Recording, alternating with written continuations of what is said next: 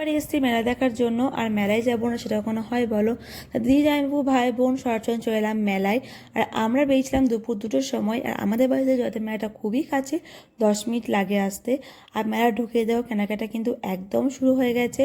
আর মেলায় আমি বাবুকে আনিনি, কারণ যদি সন্ধে হয়ে যায় সেই ভয়ে। আর বড়ও কিন্তু আসেনি, কারণ বর তার পরের দিন বাড়ি চলে গেছিলো। আর বর মেলা খুব একটা পছন্দ করে না। আর দেখো মেলাটা ঘুরে আমরা চলে এলাম খাওয়া দাওয়ার দিকে। আর আমরা প্রথমেই খেলাম পাপড়ি চাট। এদিকে বাবুরও দেখো পছন্দ, তাই বলছে আই লাইক ইট। আর আমরা বেশি কিছু খাইনি, শুধু পাপড়ি চাট ফুচকা খেয়েছিলাম, রোল বা মোগলাই কোনো কিছু খাইনি।